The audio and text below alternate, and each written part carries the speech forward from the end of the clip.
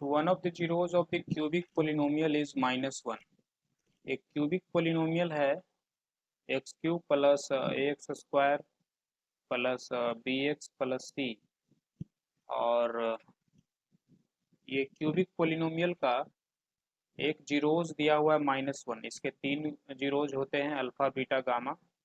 तो मान लीजिए अल्फा दिया हुआ है -1, then the product of the other 2 zeros is, तो बचा हुआ 2 जीरोज ये है, तो इन दोनों का प्रोडक्ट हमसे पूछा जा रहा है। ठीक है, ये जो क्यूबिक पोलिनोमियल यहाँ दिया है इससे हमें ए बी सी का वैल्यू निकाल लेते हैं। तो ए बराबर 1 है, बराबर ए है, सी बराबर बी है, तो डी बराबर है ना, ये डी का वैल्यू है सी। तो मुझे बीटा गामा चाहिए। तो जीरोस और कोफिशिएंट ऑफ पोलिनोमियल में क्या रिलेशन होता है? कोफिशिएंट ऑफ पोलिनोमियल ये जो ए बी सी वैल्यू दिया हुआ है उसे बोल रहे हैं। तो alpha plus beta plus gamma होता है -b/a, और होता है एक alpha beta, beta gamma, alpha gamma, ये होता है -b/a और एक होता है लास्ट में अल्फा बीटा गामा -d/a। तो यहाँ देखिए b का वैल्यू में क्या दिया है a, तो -a, और a का वैल्यू क्या दिया है 1। फिर इसी प्रकार से यहाँ पे c का वैल्यू दिया है b और a का वैल्यू है 1। फिर यहाँ पे d का वैल्यू है c और a का वैल्यू है 1।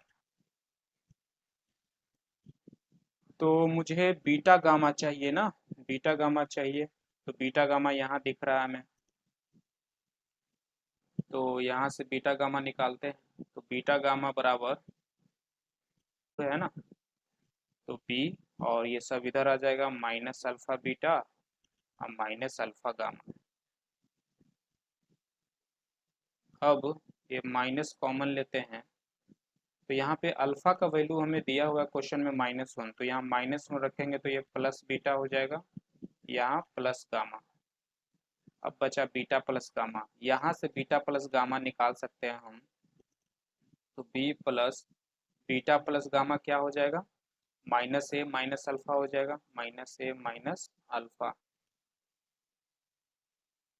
ठीक है, बी, अब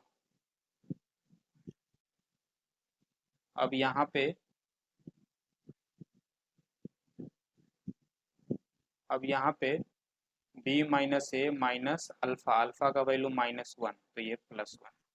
तो ये मेरा बीटा गामा का वैल्यू हो गया। तो b minus a +1, option A is correct. अच्छा, यहाँ पे कोई इस तरीके से बनाना चाहे alpha plus beta, alpha beta gamma is equal to -c, तो यहाँ से अल्फा का वैल्यू मालूम है -1, तो बीटा बीटा गामा का वैल्यू हो गया c। तो क्या ये गलत होगा? तो ये भी सही है, बट ये ऑप्शन में नहीं दिया हुआ है। ठीक है,